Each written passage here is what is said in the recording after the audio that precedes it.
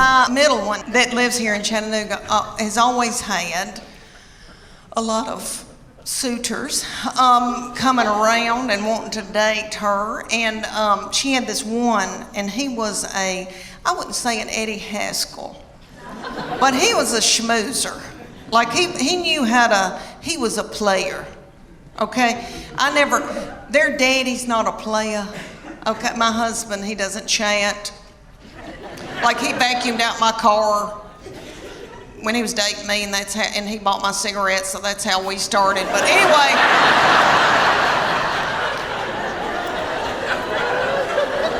it was the 80s. But anyway,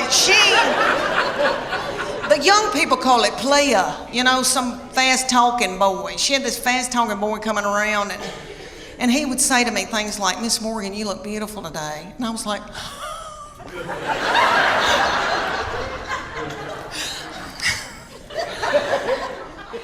"Can I make you a casserole?" Thank goodness they broke up, because I was exhausted. I was mopping the floor and blowing my hair out every day. And I don't do that. Let me tell you why I got played. I thought, why am I so tickled when somebody compliments me? It's because my love language is words of affirmation. Have y'all ever heard of that book, 5 Love Languages? It is wonderful, and it works. It's the real deal. My husband and I went on a Sunday school class retreat when our children were little, and we watched this little frail man talk about it, okay, and it was on Oprah, so it's real. But anyway, what it is there's 5 love languages, and you get the book, you read the book. Well, I don't read the book. But anyway, you take the test, and it tells you what your prominent love language is out of those 5, and it tells you what your partner's love language is. So then you can go home at night and feed your partner their love language, and they can feed you your love language, and then your love tank feels full. And if you don't do it, then your partner's liable to go to work, and they're at the water fountain, and some whore comes in.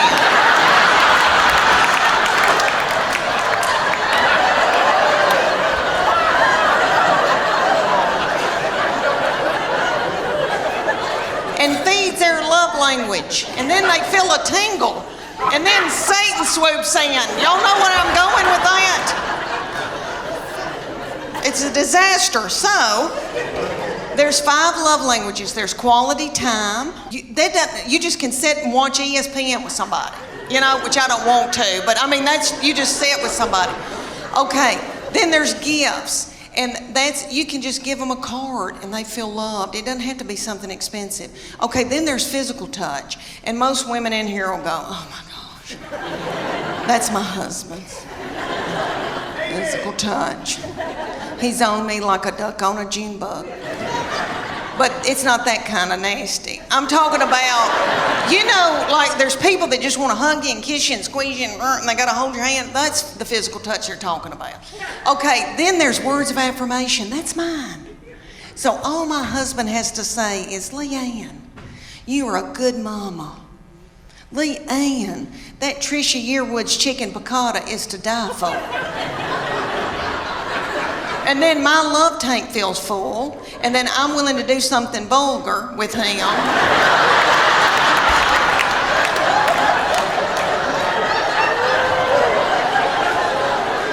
And then he gives me money to get my hair highlighted. So you see how it all works out. So his love language, the 5th one, is acts of service. So I have to go and build a set of shelves in the garage for him to feel loved. That doesn't make sense to me, but anyway. I've had 3 beautiful children that I'm in love with. I have a son who is 14 years old now. I cannot believe it. Thank you. And I have 2 little girls that are 11 and 9. And my baby child is in 4th grade now. I cannot believe it. When she went to kindergarten a few years back, that was going to be the first time that I was going to be by myself all day long from 8 to 3, all by myself. I nearly grieved myself to death. I thought, Lord, what am I going to do with all this time on my hands? I hope I don't get hooked on whiskey and start honky-tonking.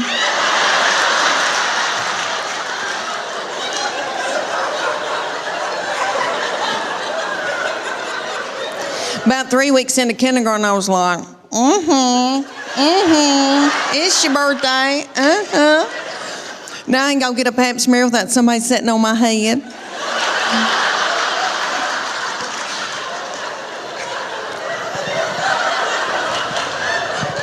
I'll never forget the day that I found out about her, and I feel terrible about it now. But I was overwhelmed. I knew something wasn't right. I didn't feel good. I thought, oh my gosh, surely I'm not pregnant this quick, this soon. And you know when you gotta know something, you gotta know it right then. I had to know right then. I grabbed up my 2 babies and diaper bag and all that stuff you take with you everywhere you go, and I went to the Walmart in the foothills of the Appalachian Mountains. And I bought an EPT pregnancy test, and I took it in the stall at Walmart. And I tinkled on it. And my 3-year-old boy looked at me, he said, "What, is it positive?"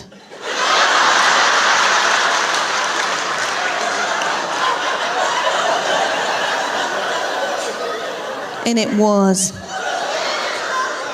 So I drove home just as fast as I could, and I called my husband at work. And I said, "You're trying to kill me, aren't you? With a slow vaginal death. Is that what you're trying to?" "Well, you're not going to. You better get home right now, because I'm going to walk out in the woods and let the animals eat me."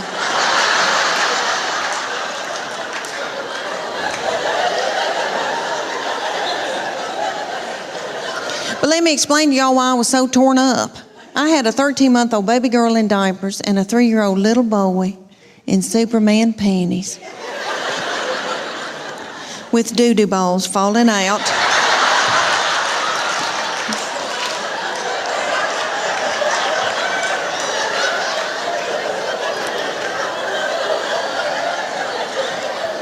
At the grocery store. I thought, oh my Lord, did anybody see that? I don't have anything in my purse to pick it up with. Is some little child gonna think it's a milk dud?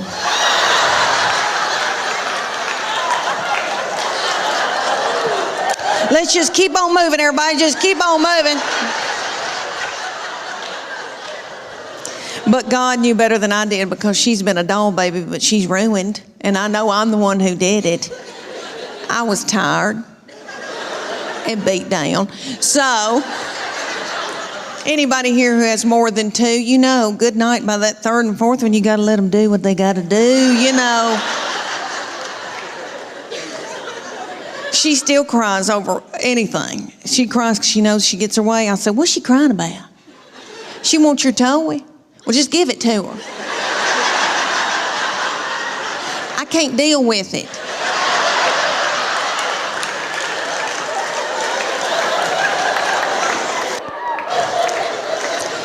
But she's a quirky little thing and fun. She is. She enjoys office work. And for Santa Claus this past Christmas, she wanted a filing cabinet.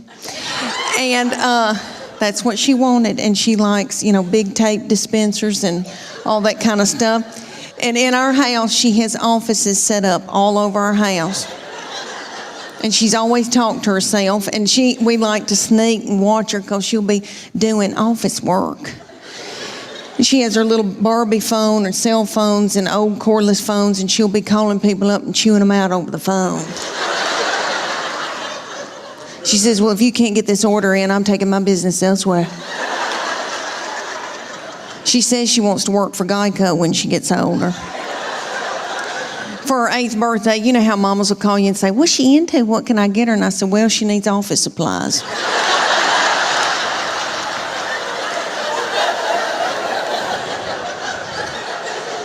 My oldest daughter has turned 11, and she's in 6th grade in middle school. And I can tell that puberty is beginning with her. She's crazy. And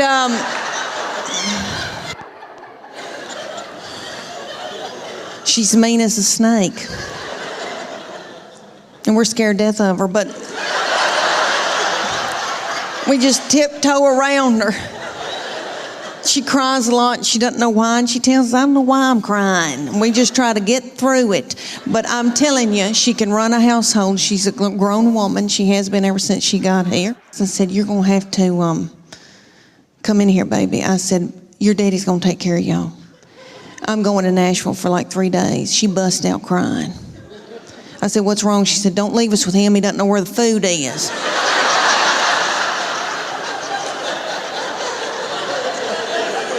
I said, well, that's why you're in charge. And she is. God love her.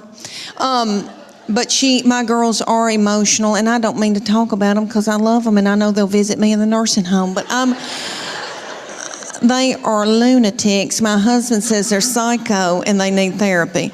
And I'll give you all an example. I can be in the pickup line at school, and this has happened when they were in first grade, and it happens every day when I pick them up at school now. I'm sitting in the pickup line, and I can see them come out, and they are in a good mood.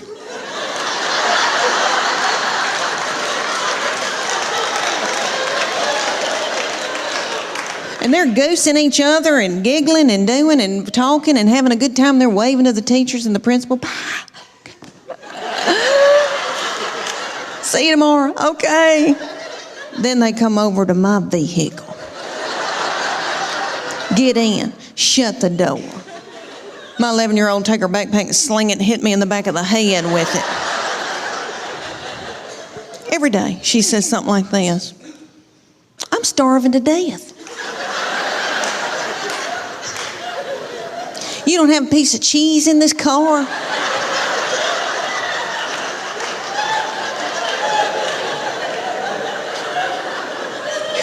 Your driving's making me car sick. I hate her. Why'd you have her? And then my baby will be sitting up there in a daze. She'll be going, Mama, Mama, Mama, Mama, Mama, Mama, Mama. What? Mama, Mama. Mom, what? I'm listening. She asked me some of the craziest things. One day she said to me, did Jesus ever have head lice?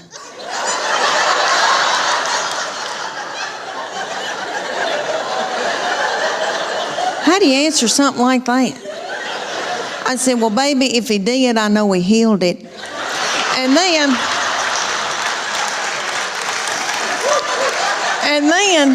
my girls would be whipping each other in the back seat and telling each other how bad they hate each other and they wished each other were dead.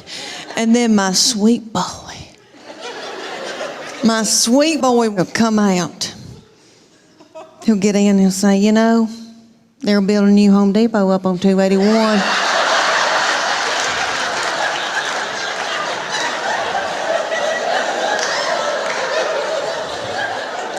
Just as happy-go-lucky.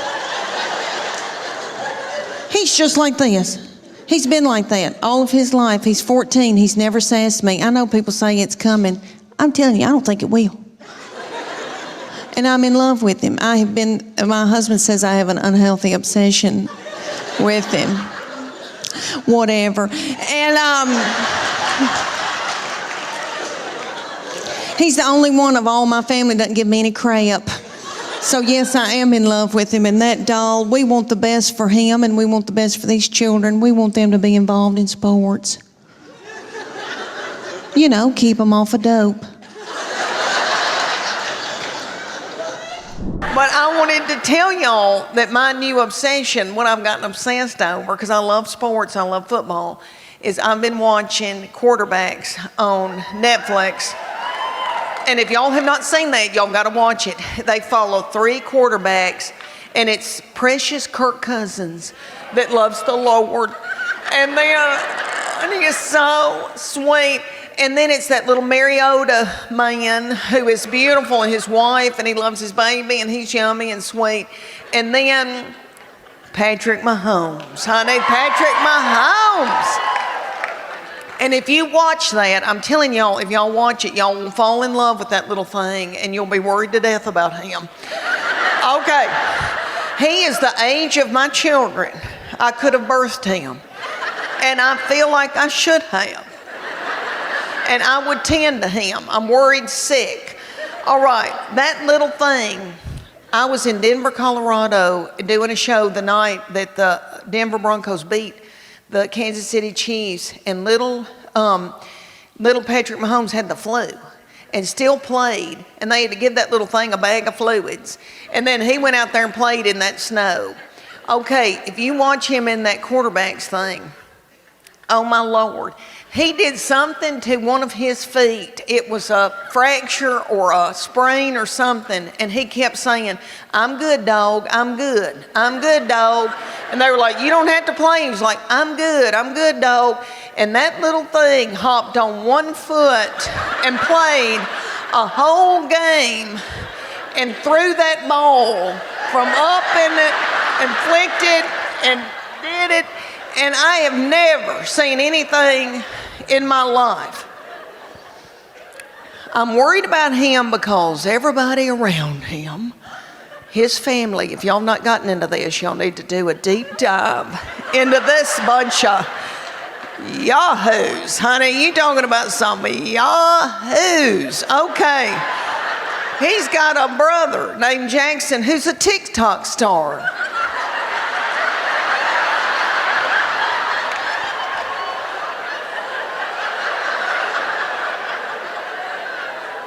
On the sideline, while everybody else is working, like, you know, dogs trying to win a football game, he's on the TikTok doing.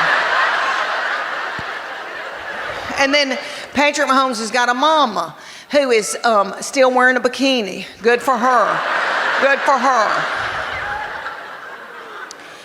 And then he's got a little wife that he met in 8th grade. That little thing's been dating her since 8th grade, and it's really sweet. And in this series on Netflix, he loves her, and he wants to be a good daddy and a good husband, and he loves the Lord. He's got faith. And that little thing's working and doing in an ice bath, and they're rubbing him down, and everybody's beat on him in every game, and he says, "I'm all right, dog, I'm all right." And then his wife,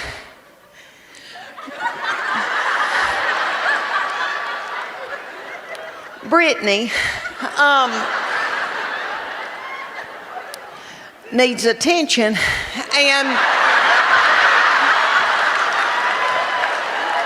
but who doesn't? Who doesn't need attention? And if I were a child like she is, and somebody gave me $90 million, I'd act a fool too. You know, I would. I acted a fool when I was her age and I didn't have 10 cents. All right.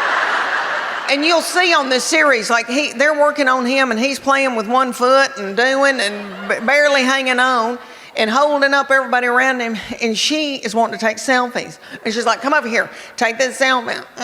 And doing that, and he's hopping over, taking a picture.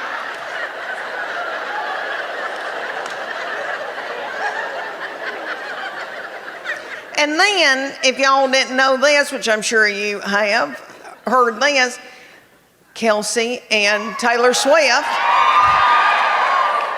Taylor Swift is running the United States of America.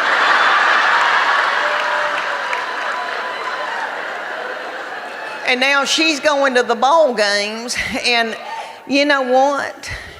Her uterus is aching. I know it is.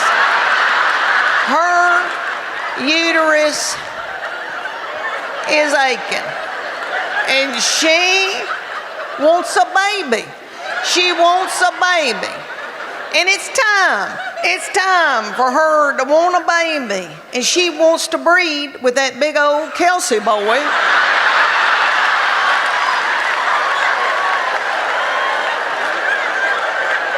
Of course she does. Of course she does. They're both tall.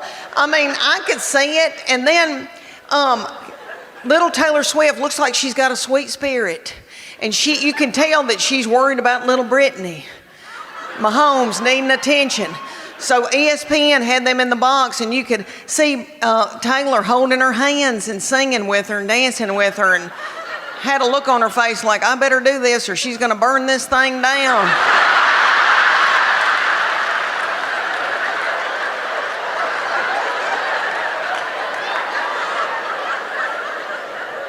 But don't y'all know that Taylor Swift looks at that big old Kelce boy's mama and thinks, look at her, she's got on a sensible shoe.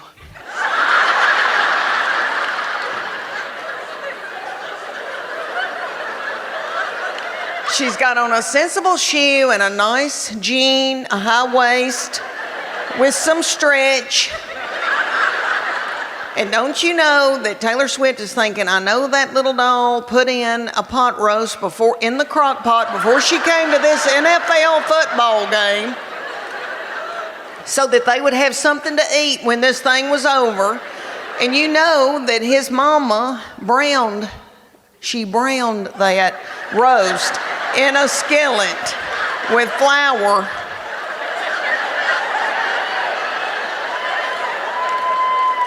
I know. Of course she wants to have a baby with him and his people.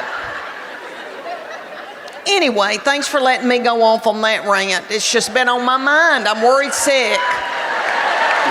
Thank y'all. I'm worried. My baby child is so different than the other two because I was so tired. By the time I got around to her, I was beat down. I was tired. And I let her do whatever she wanted to. And I've heard old women say 4, 5, and 6 raise themselves. I bet they do. I bet they do. Because I've let her do whatever she wanted to.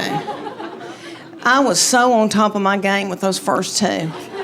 I was like flashcards.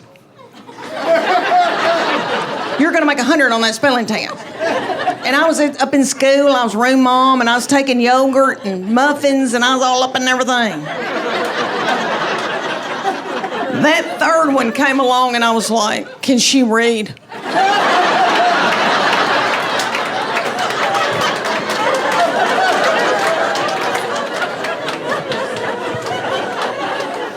Let me tell y'all that my people are down in Middle Tennessee. I told y'all farming people, and I was raised old-timey Methodist.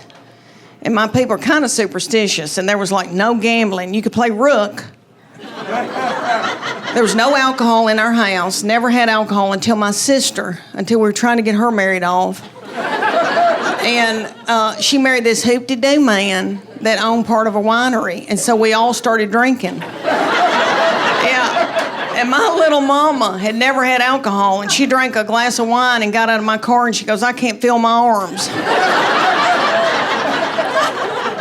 But there was no cussing in my family. They didn't want any ugly language, so I brought that into my marriage, and my husband's people say ugly words. So I said to him, we're not going to have any cussing in this house, and I said to these children, I go, nobody's going to say anything ugly. You can't even say stupid. You can't call anybody stupid. You can't say but.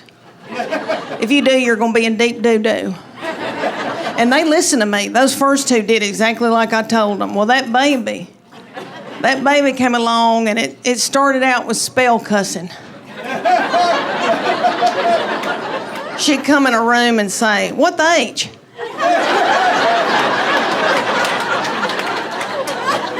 And then it went on to, what's up, mofos?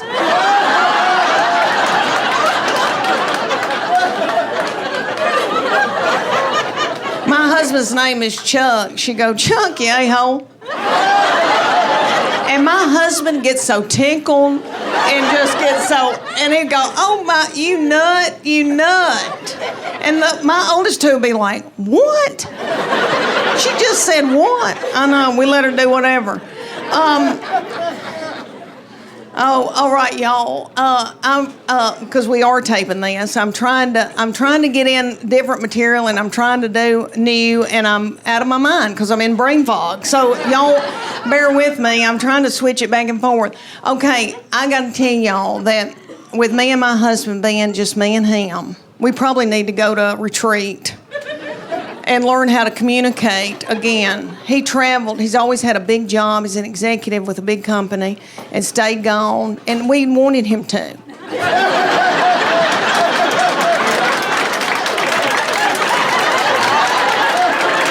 I'd be like, your daddy's coming home. Clean up your room. Clean up your room. Everybody, dude. I mean, we had a ball when he was gone, honey. My husband, smart in math. Anal retentive, type A, hunter and a gatherer, you know, can kick a door in. I like that. Very, very introverted, very quiet, but very, very smart. And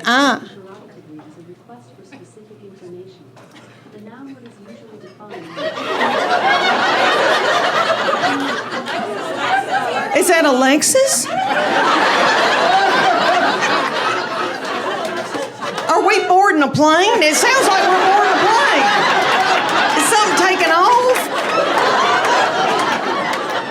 If it is, we need to all wash our hands. What was I saying?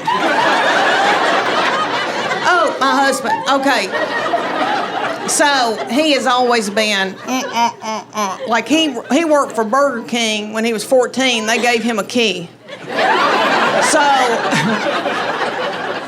and he was getting an MBA at UT when I met him, and he's a little bit younger than me, and he'd already been out 4 years, worked, and then went back to get an MBA. I was just finishing up my undergraduate because I'm fun. So it has been a tumultuous, because if y'all saw my purse, y'all be like, her life is out of control. And he is just like that. But anyway, now it's just me and him. And if I could give you young people any advice, I know you hadn't asked me for it, but you need to go on date nights, and you need to nurture that. And I know everybody's driving in a car, and everybody's fighting, and everybody's got something in a crock pot, but you need to do that with your husband, because one day it's just going to be you and him, and you're going to look at him and go, who are you? And what do you want from me? So I try to do fun things, and people say to me all the time, they go, do you let your husband travel with you? And I say, no. The main thing is he's got to keep working. We need health insurance, you know? Everybody's getting their eyebrows waxed. We need to keep this going. We want him to work as long as he can. The other reason is he loves a hotel. You know, men love a hotel. And I gotta work. I gotta put on makeup and get on Spanx. And so I'll take him to a hotel, and he gets a glazed look over his eyes. And I find myself doing this.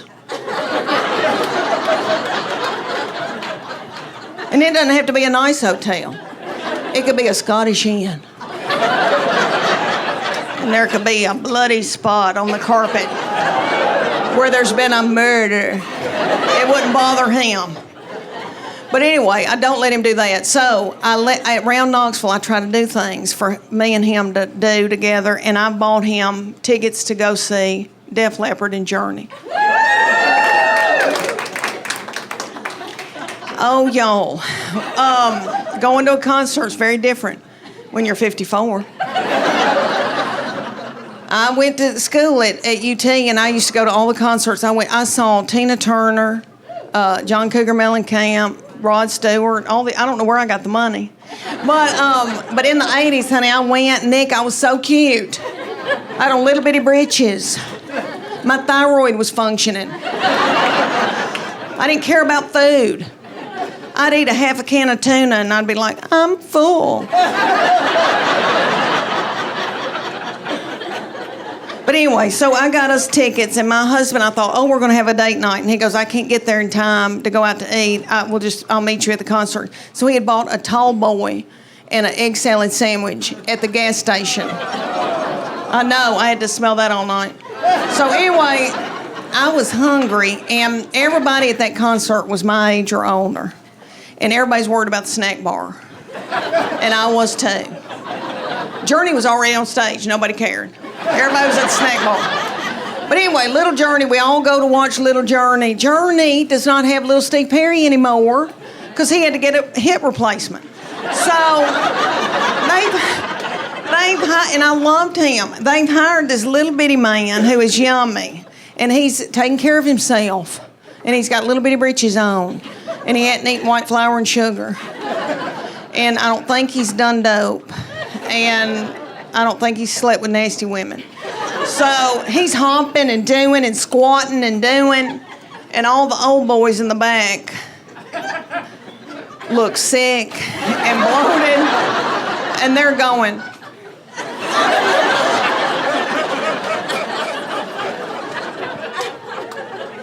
But anyway, they were good, and we watched them. Then little Def Leppard came out. Have y'all seen Def Leppard?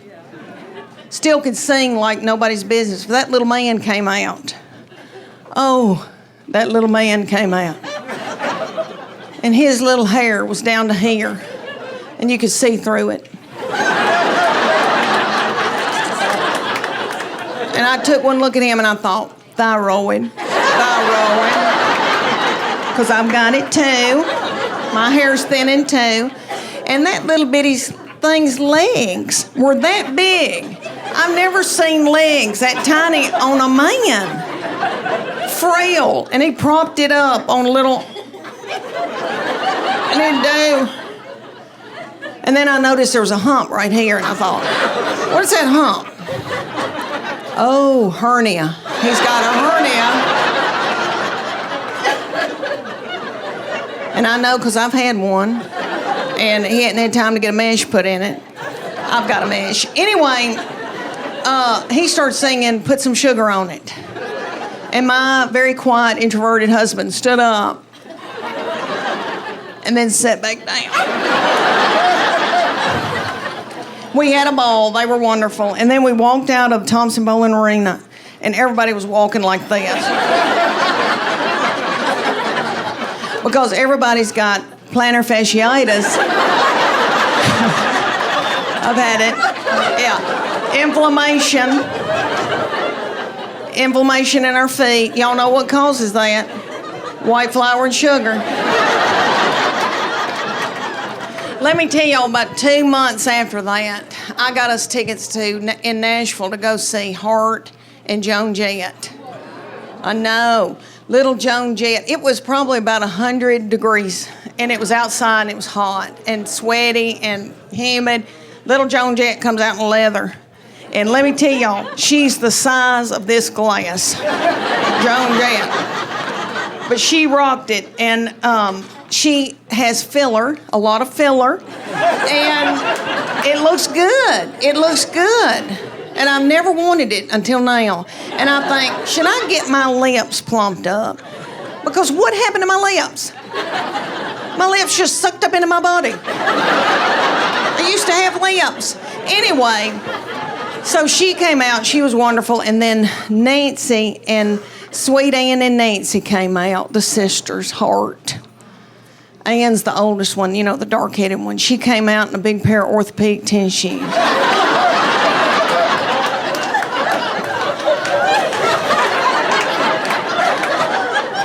That's how she looked. You could tell she was hot and it felt good.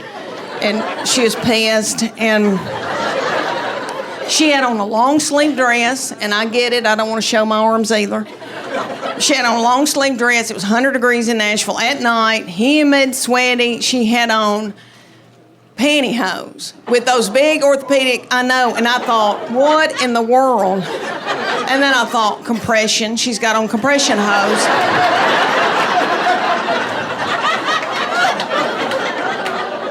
But she sang like a bird. And then Nancy, sweet Nancy's doing okay. You know, Nancy's a little bit younger. She can still jump. But they were wonderful. Anyway, we tried to do stuff like that. And I've told him, I said, we need to build intimacy. And not your kind of intimacy. Because he, you know, everything just means grabbing my breast. And even if he hasn't spoken to me that day. And I said, I need you to speak to me. And I need you to listen to me. And I need to be able to share with you things. And then the nasty stuff can happen if you listen to me. But he goes, what do you want to tell me? And I said, I got to tell you, something's going on with my bladder.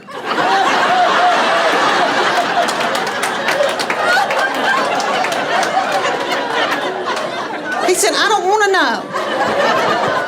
I don't want to know. And I thought, that's odd, because I've had your children. And I went through a lot, you know. I had 3 babies 2 different ways. And that first baby was an emergency C-section, and I remember being in the operating room and scared and young, and my husband looked at me, he was sitting there watching it, and he said, oh my gosh, they've taken your uterus out and set it on your chest. And I was like, he said, it looks like a Cornish hen. All my children are yummy, and I'm in love with them, and I love my girls, and I know that when I'm in the nursing home, they'll be the ones to come and pluck my chin hairs. Because he is now since married and gone off with his wife and her people. And that's what boys do. They cling to their wife. That's biblical.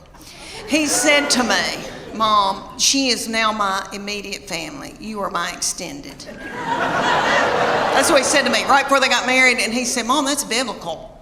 I'm supposed to cling to my wife. And I thought, why did I show him the Bible? Well, he has always been spiritually mature. We call him our little Billy Graham. My husband and I, we didn't do it. God did it. I'm full of sin. Okay.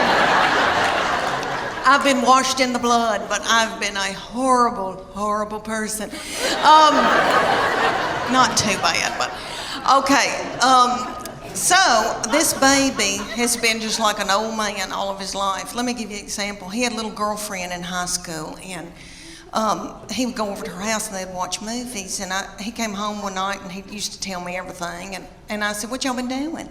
He said, well, we've been watching television and kissing on the couch.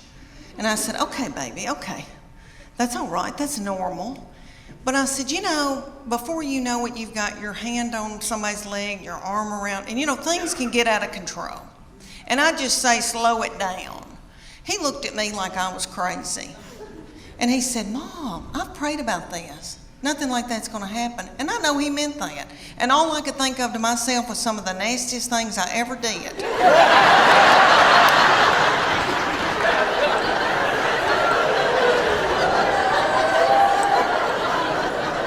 Was at the Adams United Methodist Youth Fellowship on a hayride. I don't know what it was about hay that set me on fire. I wish it did now,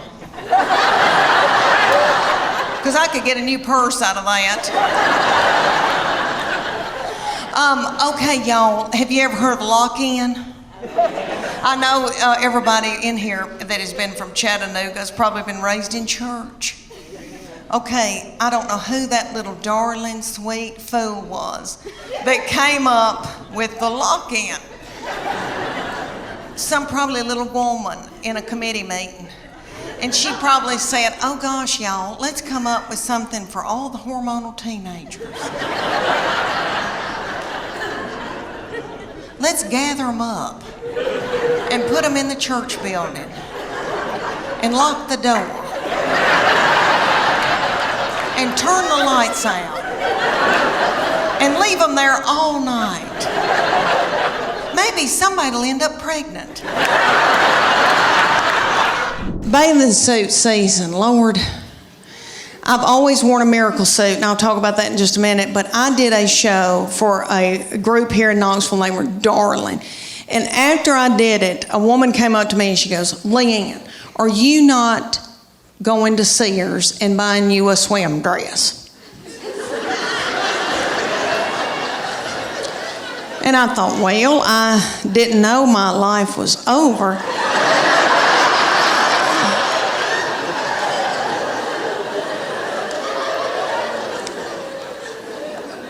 So she said, you need to go to Sears or order it online with Lands End.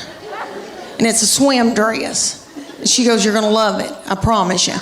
Okay, so I go to Sears at West Town Mall. When's the last time any of y'all went to Sears at West Town Mall? There's not a soul in the West Town Mall Sears. They've got the lights on. There's nobody working. There's nobody there shopping. I swear I think they're running dope out of Sears.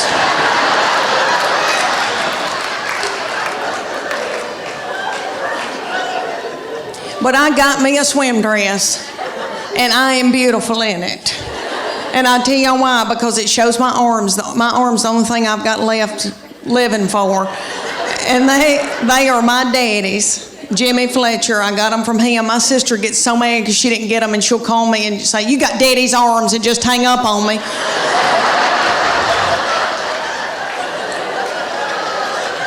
But this swim dress, okay, it cinches up through here, so it's real flattering right there. And then it comes down and hides all this boogity-boo I got going on right here. And I am beautiful in it. I hate to say that. It kind of looks like Titanic, but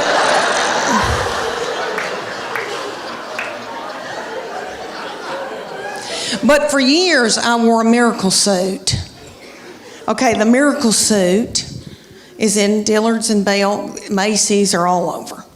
And there'll be hundreds of them in a big area at a department store. And there's a tag hanging from all of them that says, "Miracle Suit. Lose 10 pounds in 10 minutes. And you do, because you sweat yourself to death trying to get it on. Because the Miracle Suit has a girdle in it. They're one piece.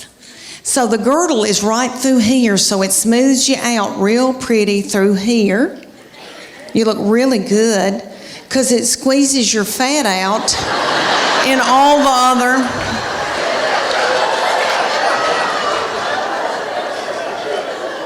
the other directions, all the other holes. And I would buy it because I felt desperate and I didn't know what else to do. And I didn't feel pretty in them, and then I'd buy a sarong and wrap it around my whole body, and then sit under an umbrella and act like I was reading. But I bought them every year. I had them all the time, and I look back in videos from vacations, and I've got them on, and it's awful. Okay, so my girlfriend, the one with poop, you remember her? Okay, she found out that I had one. She was like, "Oh my gosh, I want one." So she drove down from Greenville, Tennessee, and they went to the Dillards. And she brought her 14-year-old daughter with her, and they got in the dressing room at Dillard's, and the 14-year-old was sacking her mama up in this bathing suit.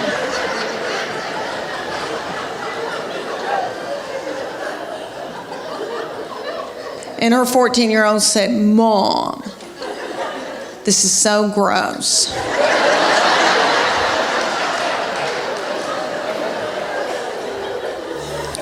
"Put it back, let's get out of here." She said, "I can't, I've got to buy it, I just peed in it." My oldest daughter has turned 11, and she's in 6th grade in middle school. And I can tell that puberty is beginning with her. She's crazy. And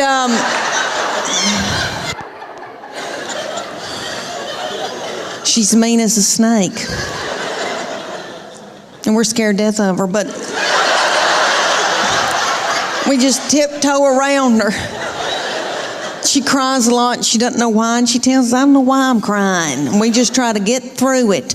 But I'm telling you, she can run a household. She's a grown woman. She has been ever since she got here. So I said, "You're going to have to come in here, baby." I said, "Your daddy's going to take care of y'all. I'm going to Nashville for like 3 days." She bust out crying. I said, "What's wrong?" She said, "Don't leave us with him. He doesn't know where the food is."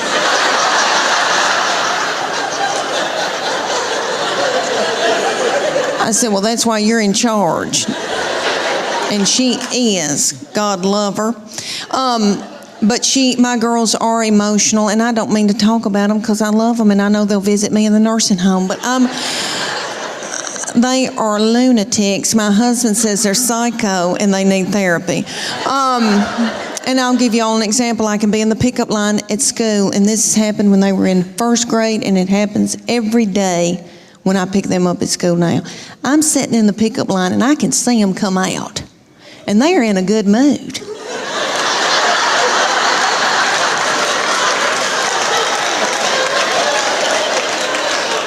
And they're goosing each other and giggling and doing and talking and having a good time. They're waving to the teachers and the principal.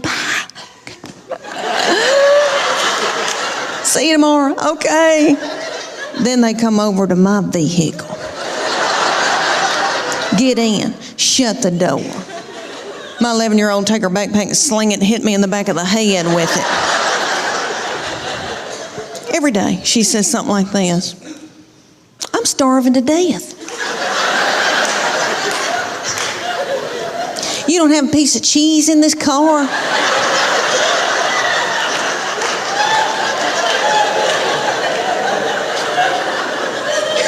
Your driving's making me car sick. I hate her. Why'd you have her?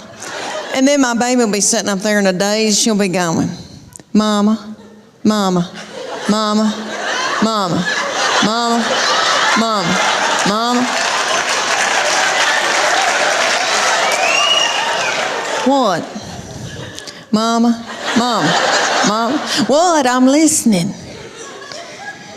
She asked me some of the craziest things. One day she said to me, did Jesus ever have head lice?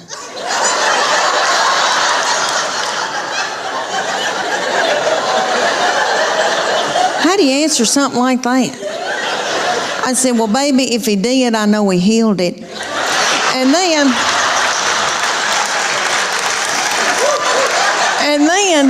my girls would be whipping each other in the back seat and telling each other how bad they hate each other and they wished each other were dead. And then my sweet boy will come out. He'll get in and he'll say, you know, they're building a new Home Depot up on 281. I was thin and I had eyebrows.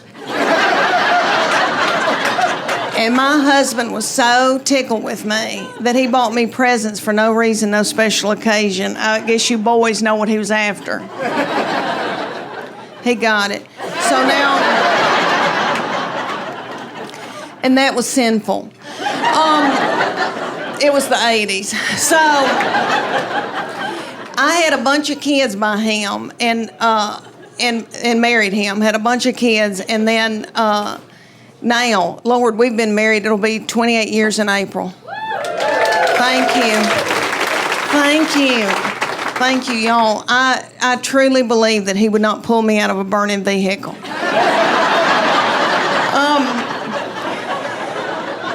I've had a big week. I've been in Portland, Oregon this week. Yeah, and they're so weird. The little guy that introduced me did not identify as human. And so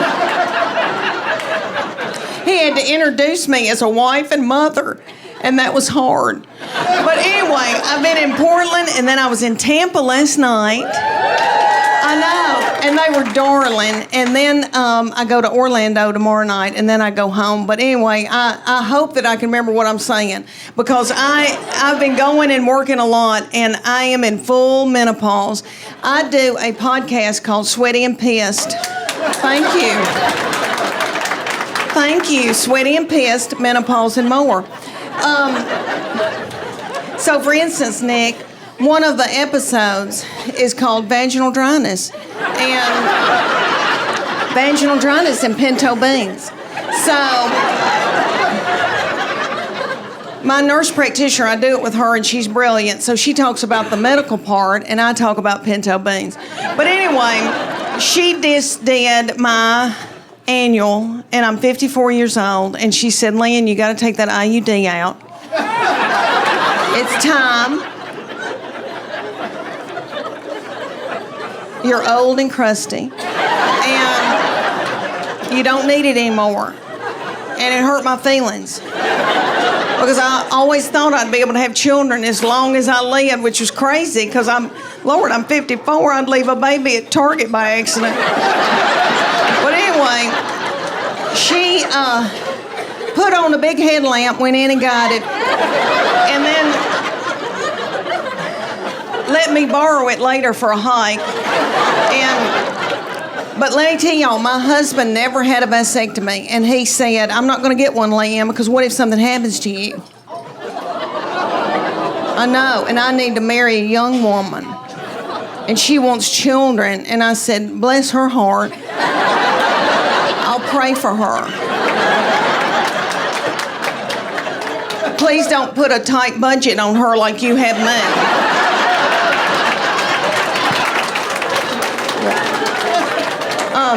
Okay. My husband and I are empty nesters. These children walked off and left me with their daddy, and he is so not fun. Because he's got to make a living. He's got to make a living, and all that money going out. Everybody's getting their eyebrows waxed and stuff like that. So, and you know, kids walk out of a room, they don't turn the lights out when they leave, and that makes a man a butthole. But it's just me and him, and we've got 2 beagles that we are in love with, and we just sit and kiss them in the mouth, and because we miss these kids so bad, and we let them sleep in the bed with us, these dogs, and they're nasty.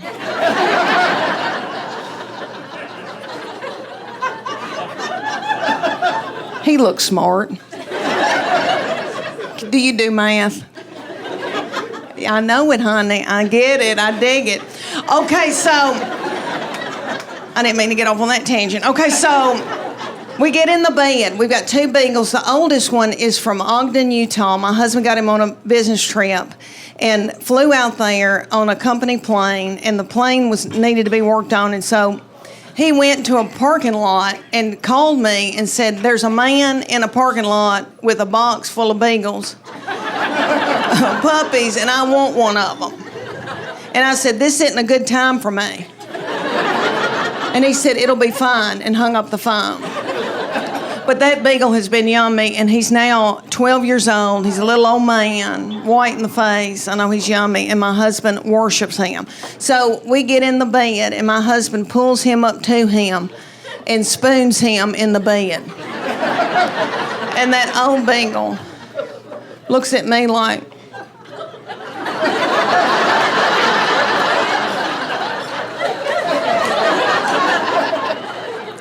I don't want him. I want you. And I say, hold on.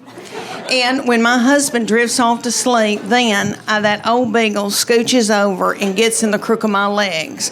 All right, and he's a hot, hairy beagle. I'm in full menopause. So menopause, for y'all that are not haven't gone through it yet, you feel like you're being microwaved from within. And it comes out the top of your head. And it's really bad at night. It's covers off, covers on, covers off, covers on. It makes you bitter. Okay, so anyway, he scooches over and gets in the crook of my leg. So I end up on a king-size bed, about this much room. Then the little beagle, who's a pocket beagle named Gigi, who is yummy, she gets in the bed, turns around several times, backs her little butthole up against my face. And I don't care because I love her. And I just want to sleep, and it's not going to happen. Because when you're in menopause, you don't sleep. And I don't want to get hooked on dope. So I take melatonin, passion flower, GABA, L-theanine, valerian root, and pray to the dear Lord that I can fall asleep. And just when I get in a deep REM, my husband, about 2 o'clock in the morning, I don't know what happens, but he jostles awake, reaches over, and grabs one of my breasts.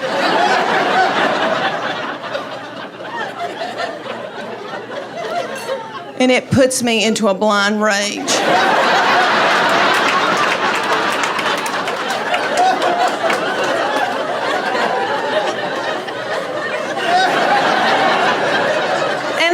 You boys need that. And that's the way God made y'all. And when I get to heaven, I'm going to ask him about it. That's how y'all show love. But I say to my husband, I know you want to do it. And I'll do it. I'll do it. But can we do it before 10 o'clock? When I know my name. And I know your name. But I waller in the bed all night. I waller. Do y'all know anybody from Tennessee? Do I need an interpreter? Oh, okay. We say words like waller. We waller dogs and waller babies, and I'm wallering in the bed all night. And then I get up the next morning, and I think, oh, I'm going to clean out a closet. I hadn't slept one bit. This Fitbit says to me, you hadn't slept, girl. Okay, so I go to clean out a closet, and I end up in the driveway, and I don't even know how I got there. Let me tell you boys up here in Naples, y'all, I saw these fancy cars out here. My husband is very, very tight with money. Let me tell y'all that I'm driving a 2009 white Honda Pilot that's got 235,000 miles on it. Last year, lights started coming on saying, get out, Leanne.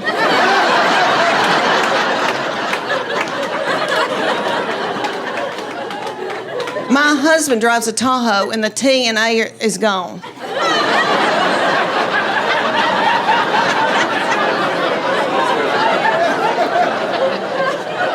He is very tight and has been saving for our retirement since he was 26 years old. I know. I hope I can live to enjoy it. But he doesn't like to spend money. So anyway, I need to get a new car, and I've been looking out here in this parking lot. If God forbid something happened to him, I'd go on Weight Watchers and come down here.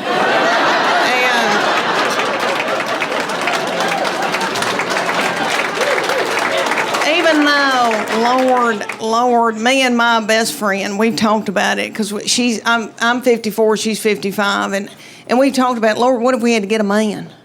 What if we had to get out here and date? I mean, it would cost me $1,000 just for the grooming. I've got something wrong with this toe. Toenail. I need to be on Lamisil. It's thick. Oh, if I had to get out here. She loves her husband, but she said, oh, well, if I had to, I guess I could show somebody my left breast. She said, it looks okay. Oh, y'all, all right, let me tell y'all that I've got 3 children I'm in love with, and I wanted more. And I told their daddy I want a 4th baby, and he said, y'all are sucking the financial life out of me. So he bought me a dachshund. We were living down in Texas, and she was a doll baby, and she lived to be a little old woman, and she had thyroid issues, and so did I. And so we had to get on thyroid medication at the same time, and we both gained a lot of weight. And I was walking her in our neighborhood, and a little girl came out and said, can I pet your groundhog? But anyway, all right. The 3 children I did get to have been a blessing, and I'm in love with them. I've got a boy and 2 girls. And my boy has been so much easier to raise. Who do you think's easier to raise, boys or girls? Just yell it out. Boys. Every once in a while, there'll be a frail little woman yell out, girl. But I think she's being threatened. No, I love my girls. I love my girls. And I know that when I'm in the nursing home, they'll be the ones to come and pluck my chin hairs. But my boy has been so easy. And I got to tell y'all, I think firstborn, they are, they want to please you and that kind of thing. But he was born an old man. Have you known anybody that was born an old soul? He was born an 80-year-old man. He has had a garden since he was in 6th grade. He cans his own food. I know. Yummy. I know. Woodworks. Makes his own spoons. I know. He wanted to learn how to play the banjo and the mountain dulcimer and the mandolin when he was in middle school with khaki breeches on. Okay, that angel from heaven. So we call him our little Billy Graham. He's been very spiritually mature. I did not do it. My husband didn't do it. We're full of sin. But we've been washed in the blood. But anyway, so my boy has loved gospel bluegrass. His favorite artist is Dr. Ralph Stanley. Little Dr. Ralph Stanley's no longer with us, but he lived to be in his 90s, and he was the godfather of Mountain Soul. And he came to Knoxville to the Bijou Theater, and I took my boy, he was about 15, and little Dr. Ralph, they propped him up on stage. Had a little cowboy hat propped up on his head. Almost threw my panties at him. Because that's what you do at Tom Jones. But anyway, I was sitting there listening to Dr. Ralph sing a song about a robin laid an egg on Daddy's grave. And I thought, how many teenagers are listening to this?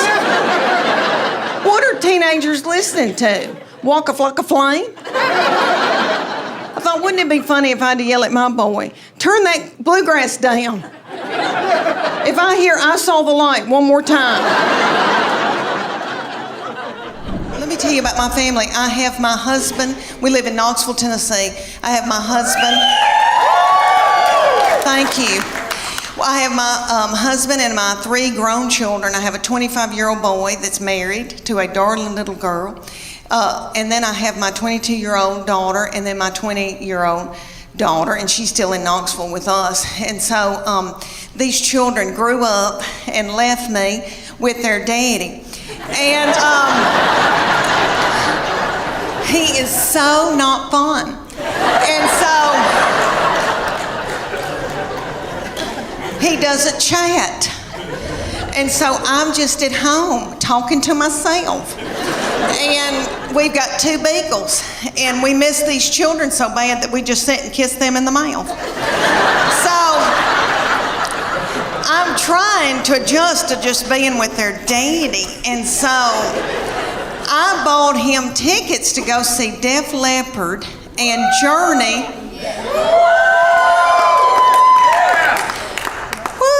Okay, let me tell you. Have y'all been to concerts lately with old people that are older than I am? Okay, we went, and I thought, oh, we're going to have a fun date. And I said, where are we going to go out to eat? And he goes, I don't have time for that. It was on a weeknight, so he went to the Pilot and bought himself a tall boy. And I think that's what it's called, and an egg salad sandwich from the Pilot. And so I didn't get to eat, and I was so hungry. And it dawned on me at a concert. You know, when I was 20 and I'd go to a concert, I was at University of Tennessee, and so I'd go to Thompson Bowling. And I'd wear a crop top. And I didn't care about eating. I wasn't hungry, you know. I was thinking what boys were going to be there, and I had on little bitty breeches. Because I still had a metabolism and my thyroid was acting right. Okay. So we go to Def Leppard and Journey, and everybody there is our age. And everybody's worried about the snack bar, first of all. And I was too. And I was so hungry, and I noticed that people had big Diet Cokes, like big buckets of Diet Coke, and were sucking on those big buckets of Diet Coke while the concert was going on. And every once in a while, somebody would stand up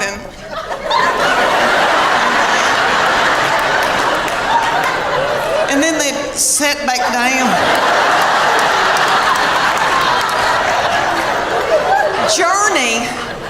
Journey has a little bitty feller from another country singing for them, and he's yummy. He looks like a little M&M. You could put him in your pocket. And you can tell he doesn't eat white flour and sugar. And he's singing and doing his sounds like Steve Perry, but it's not the same. You know, Steve Perry's my boo. So it was like we were going to a tribute concert. But anyway, everybody in the band, besides this little fella, everybody had eaten white flour and sugar, and probably had done dope and drank terrible things, and everybody looked sick, and the bass player looked like somebody I had bought my jewelry from for years, and they were just barely a-going. And then Def Leppard came out, and it was that lead singer, I think, has got thyroid issues. His hair was just thin and didn't have a lux to it, and then I noticed he had little bitty tiny legs and a little pot belly stomach. But he sang "Put Some Sugar on It," which I hate that mess. I am a Earth, Wind and Fire R&B gal, and I love my Journey, but I was like, this isn't my thing. And my husband every once in a while would go, and then just sit down, because he loves it. But anyway, this little man with the tiny little legs and the thinning hair, and then he had this little bump right here, and I could tell that's a hernia. He's got a hernia.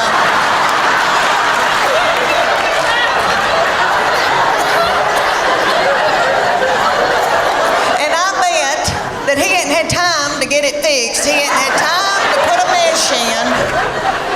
And you can just see it. It looks like my stomach, because I've had a hernia, but I've had mine fixed. And I thought, oh, bless his heart. But he'd do, and he'd prop a little thin, frail leg up on something. Oh, I thought, isn't it funny how things have changed since I went to concerts when I was 20? Everybody was walking out like this because everybody had inflammation in their feet.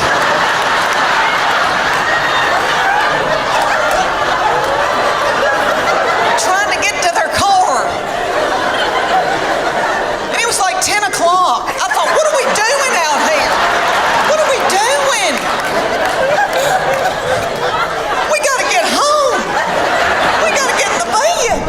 I also wanted to not wear my glasses, and I love my glasses, and I think I look cute in my glasses, but when I'm on stage like this, they look very filthy through them, and I can't see people.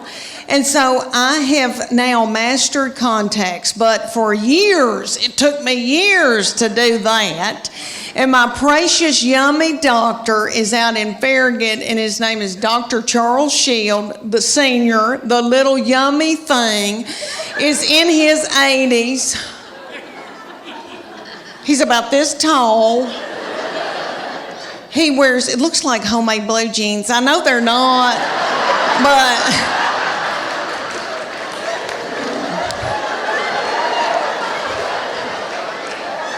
And he wears them up under his little armpits. And he's so yummy.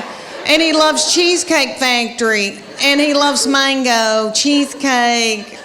I could eat his lips off. Okay, so I go in there and he goes, Leanne, you're going to have power on top and reading on the bottom, because I'm 51. And so I was like, okay, but I want some contacts because I want to, be hip and be able to wear. So that little thing straddled me for 30 minutes.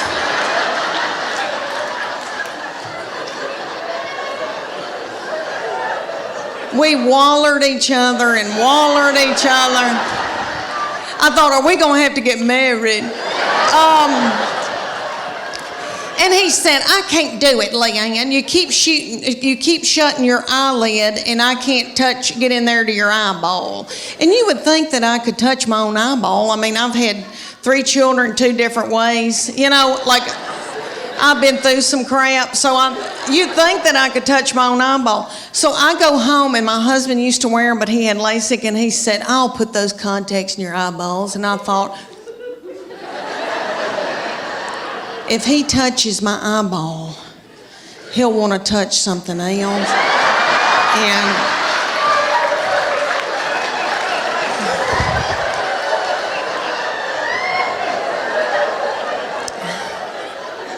I am so tired.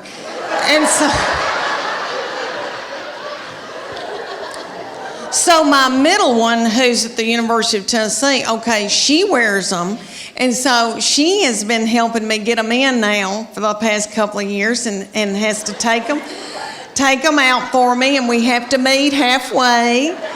And she'll say, I've got a paper due. And I'll say, I'm so sorry, but I'm paying for everything. So, could you meet me at a gas station? She literally has met me in the bathroom, in a public bathroom, and like leaned me over the toilet and had to get them out. Okay, we went to Florida.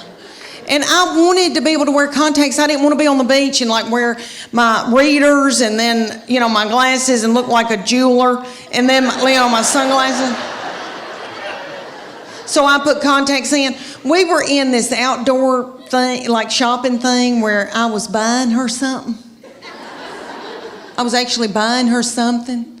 And I said, something doesn't feel right. This is hurting so bad. And she went, oh, Mom, you've got 2 in your right eye.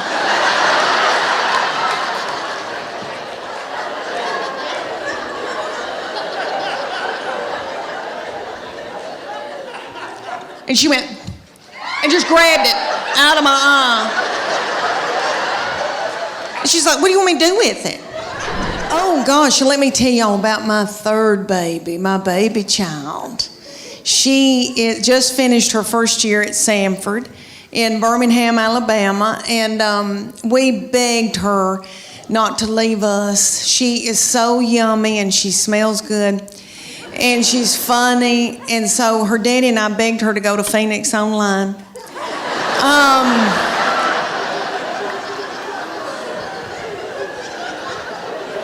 Because she is so fun, and she said, please get out of my butthole and quit staring at me. I'm leaving.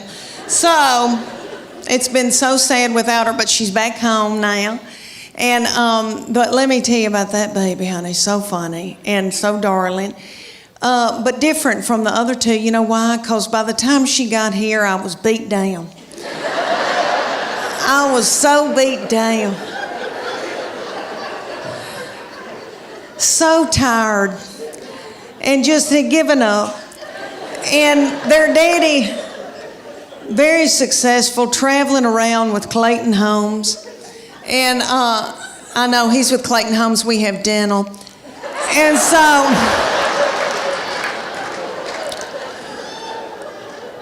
so this baby, let me tell y'all about her. I have treated her different from all the other ones, honey, because, all right, everything that she'd do, like she'd start crying when she's a baby, because babies, the 3rd, 4th, and 5th, they cry, and you just let them. And I'd be like, what's she crying about? She wants your toy? Well, just give it to her.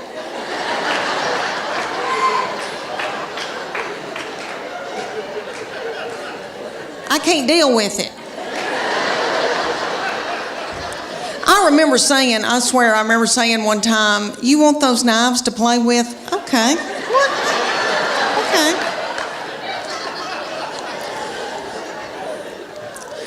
When she was at getting her driver's license, so different from when the first one got his. Honey, he got his, and we were so strict with him. We'd say, you can go to school, but you got to call us when you get there. You can only come home. And then after 6 months, we were like, you can go to Steak and Shake. And then you got to come home. So strict. Then the second one didn't care anything about driving, really didn't start till she was close to 17. Well, this baby wanted hers the day she turned 16. I didn't think she was going to pass it because she doesn't care.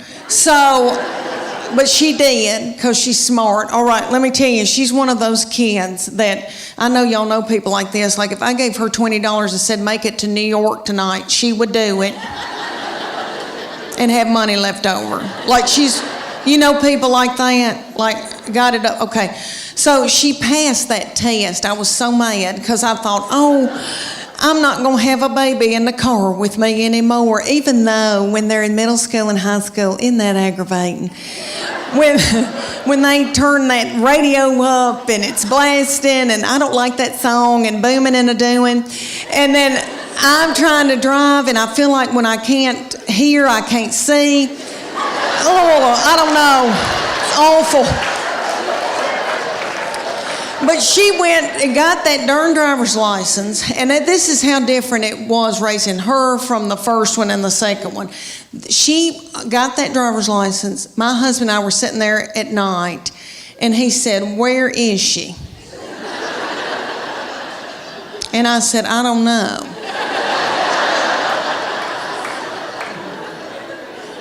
And he said, "Does she have any money?" And I said, "I don't know." Nobody ever said another word. I praise God that Weight Watchers doesn't have a limit on how many times you can join. Because I've done Weight Watchers 9 times. And I've lost 7 pounds in all.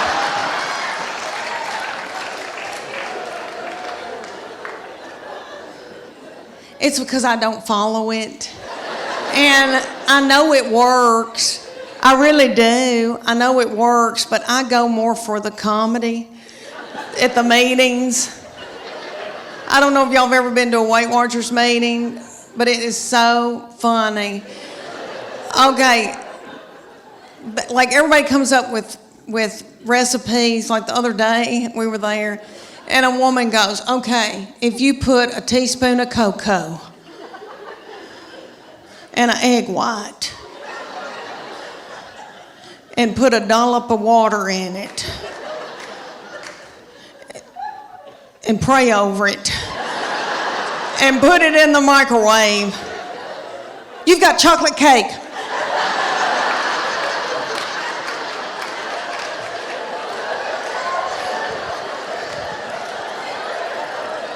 And we've all got our iPhone out and trying to film her. And then somebody will get up and they'll go, "Oh my gosh, y'all, there's fat-free chocolate mint ice cream, but you can only find it at the Harriman Walmart." And people start throwing chairs and like running in a panic. This is what I figured out about myself. Okay, I eat, and I think it's because I'm from sweet country farming people. We value our children and what we've grown to eat and what we've killed.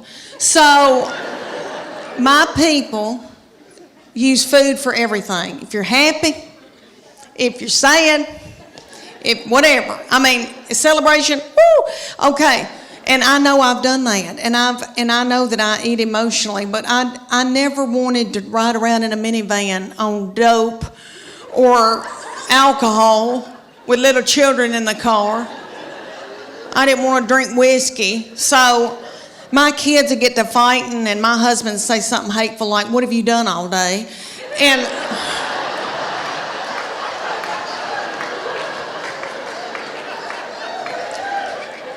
And that would make me so mad, and I'd eat a hot dog, and I didn't even know what happened.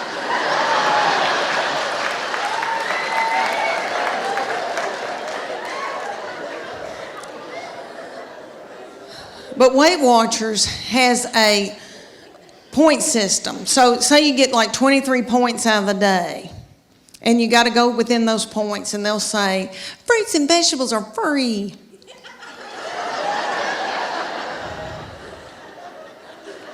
You don't want fruits and vegetables. When you first start, you're so hungry that you could eat the wallpaper off the wall.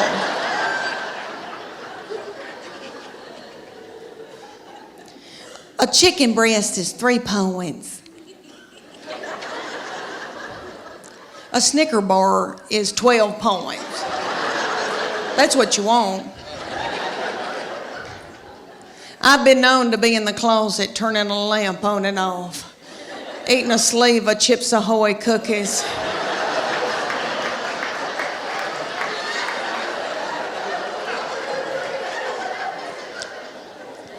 But I try to stay within my points. All right, my sister will go on it every time I will, and she lives in Clarksville, Tennessee, and she'll call me and she'll say, "It's noon and I've eaten all my points." Okay, let me tell y'all that my middle child is 23 now, and she's the only one that checks on me. She called me a few minutes ago and said, "Did you get to Naples all right?" And I said, "Yeah, baby. Thank you for asking. Tell your daddy."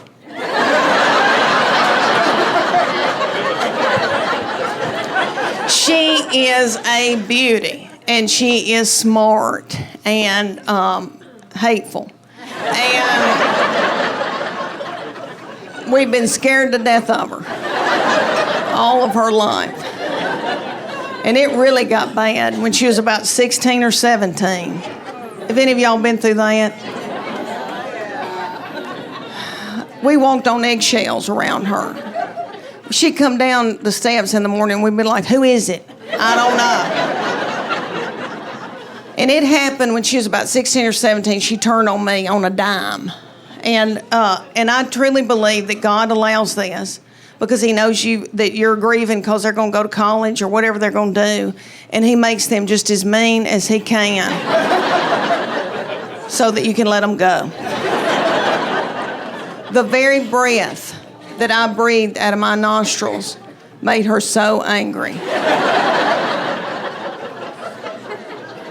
We were not allowed to eat cereal in our own home because she couldn't stand to hear us chew it. And I don't mean to talk about her because she had a lot on her. She had to empty the dishwasher. That was a lot.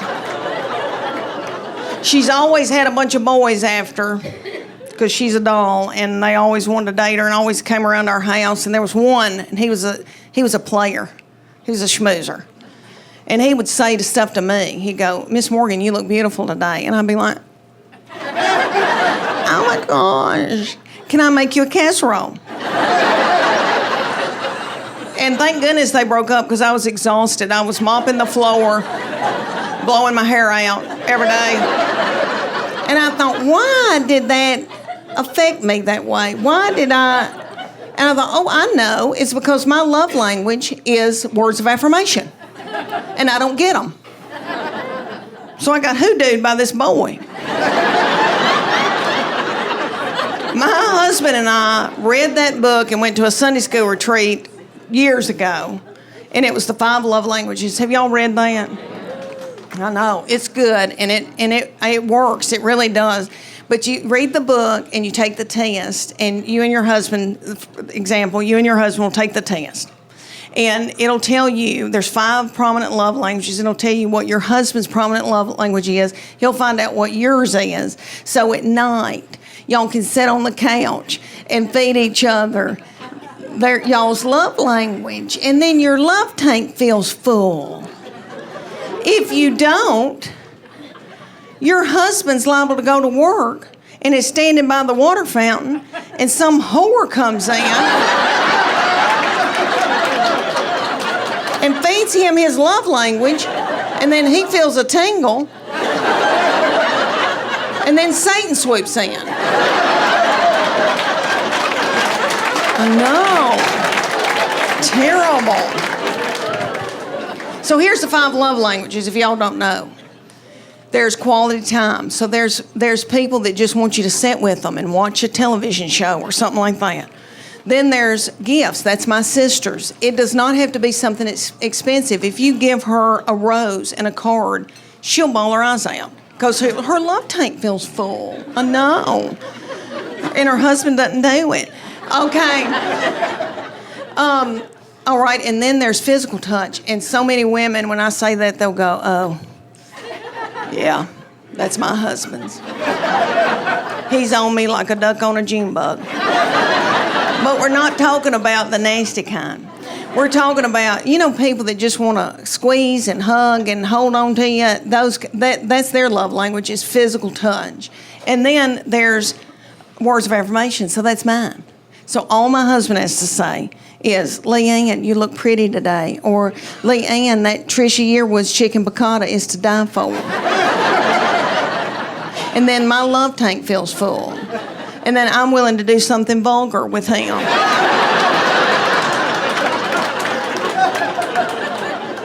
And then he gives me money to get my hair highlighted.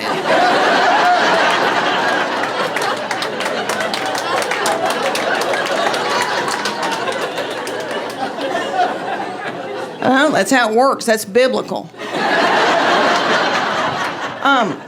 Okay, y'all. My baby, my middle one, the whole time she was in high school, so ashamed of me and so embarrassed by me, but loves me more than anybody. Now we're best friends, but I'm telling y'all, everything I did made her so mad. And I remember showing up at middle school in a pair of yoga pants. She goes, "What are you doing here?" I thought I looked so cute. But anyway, she had a bunch of little girls always spending the night, and she had this little girl spend the night, and the little girl stayed a couple of nights, so I did her laundry, and all I said, this little girl was, "Katie, you're so tiny. Your little underwear looks like a slingshot." And that little girl thought it was funny. And my baby looked at me and went. So I got out of there, and when that little girl left, I came back in. I said, "What's wrong with me saying that her little panties look like a slingshot? I wish somebody'd say my panties look like a slingshot." "Nick, my panties look like a catapult." Did you ever watch Braveheart and Mel Gibson? You know, boys, y'all ever watch that? You know, when they pull that big thing back, put a ball in it, and fling it, and kill a bunch of people with it? That's what my panties look like. I buy Soma now. Soma, big old panties, honey. The bigger the better. I used to wear Victoria's Secret when I still had hope. And then I found out, y'all know who owns Victoria's Secret? Satan. And, no, he doesn't. I had to stop wearing them because they were cutting me in two. But, Lord, they're probably about to go out of business. But anyway, everybody is. But I love a big panty. Okay. My baby child is 22 now. She lives in New York and goes to school up there. And we miss her. And she's been a doll baby. And her daddy and I, we begged her to go to Phoenix Online. And she was like, "Get out of my butthole." So y'all just stare at me. And she smells good. But anyway, my husband is 6'4", 230 pounds, 250 if he's eating white flour and sugar. He plays a lot of tennis. And it got on my nerves so bad because I had no estrogen, no progesterone, no testosterone. And I was crazy. Okay, his testosterone dipped a little. Praise God. And then it went back up when he started playing tennis again. And that makes it naturally go up. It made me so mad. Anyway, my husband's athletic and played football and basketball. I played basketball. I know y'all thinking, "You sissy thing, you did not." But I did. It was the early 80s. I had really big hair. I'm from a town of 500 people in Middle Tennessee, and we grow dark-fired tobacco. And we didn't know what waterproof mascara was. So by the end of the games, I looked like, say, if Tammy Wynette and Alice Cooper had a child together.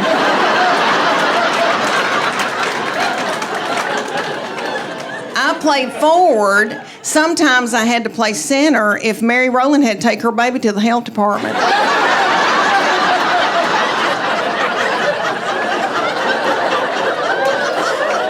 But anyway, so we wanted these children to be in sports, you know, keep them off of dope. And my baby child, all my children are tall kids because I'm 5'8", and I think I'm getting bigger by the day. I think my feet are spreading. I think my hands are big. I see my hands in a video. I take pictures, and all these little women come up to here on me. I look like... Okay. Well, my baby child grew really quick, really fast, and was 5'6" in elementary school. And I think it was my fault. I think it was all that chicken. I think if anybody's in here my age, we didn't know about hormone-free back then. No, I know. All that milk, it had stuff in it. Lord, I've raised her on a bunch of chicken and milk. Anyway, I would not do that to a grandbaby now. Okay, so So she was very tall, very self-conscious, and she was taller than all the teachers, the principal, all the little children.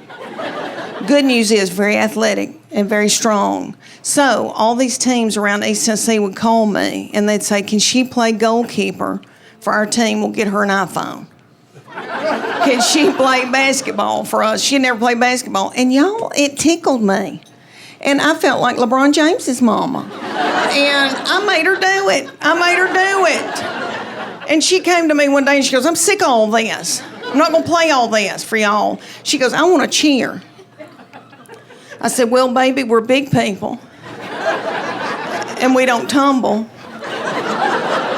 Let me see what I can find out. There's a thing in the United States called competition cheer. And I bet it's big in Florida. Yeah. If you don't know what it is, it's kind of like Honey Boo Boo meets stripping meets the Olympics. Because they're gymnasts is what they are. They're very talented gymnasts. So there's one in Knoxville called Premier Sharks. And I dropped her off to audition or try out, whatever you want to call it. We didn't know anything about it. And this little woman, they ended up putting her on a bad Mamma Jamma squad because all the little children her age came up to hear on her. And somebody's got to throw them up in the air. So they were thrilled to have her. She's strong as a mule. So they said it's $150 a month for her to come in and take 2 nights a week to learn a 2.5-minute routine. I was like, okay. And they said, there's a uniform that we're going to order for her. And it sequins up the sleeve, comes to right here, exposes her little tummy. She's going to have on a tiny little skirt with a slit in it with a glitter panty underneath it. And I said, that's a whore outfit. And it came with its own bag of whore makeup. And the woman said, y'all are going to travel to faraway lands and compete against other little whore children. Places like Atlanta and Cincinnati. So we get in the car and drive all night, get a hotel room, and then the next morning go to a coliseum with tens of thousands of little whore children walking around. And they said it's $150 to enter your baby in this competition. It's $30 for you and your husband to wear a band to get in and watch her in this competition. Somebody was selling corn dogs for $15. Anyway, they start out with the babies, and the babies are yummy, and they're 5, and you could eat their lips on. And they got on a skirt about this big, and their little mamas are probably in their late 20s, early 30s, you know, and they're not bitter yet. And so the little girls come out to Beyonce's All the Single Ladies. And their little mamas are in the front doing every move, trying to keep them on track because they're babies and they need to be at home breastfeeding. So they go up in age throughout the day, and they call my baby's group, and they go, Reef Sharks. For 2.5 minutes, my baby throws little children up in the air, working like a Trojan, broken out in a sweat. And the whole time she's throwing these little children up, and they're called flyers. And they are freakish, tiny little children. And their mamas are freaky, tiny little women. And I think, how do they even have these little babies? I'm from farming people. I've got thick ankles. I can work in the fields. I don't know who these people are. Anyway, these little flyers, she's throwing them up in the air, and the whole time during this 2.5 minutes, they're going.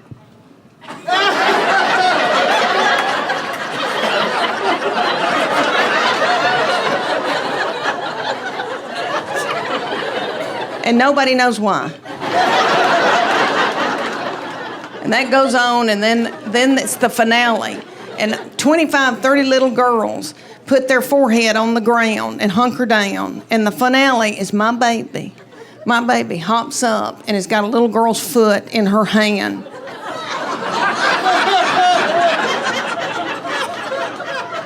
Are y'all listening to me over there? When's the last time y'all put somebody's... The gay boys went nuts. It was a big deal, okay? So then they were like, oh, she's got to do it again. We got to have her next, because she didn't drop anybody and give anybody concussion. Those mamas had me on speed dial. They loved her. But she was like, you know what? I've got spirit. I know I do. But she said, I'm tired of this. I got it out of my system. She said, I'm not going to do it anymore, but I'm keeping that whore outfit.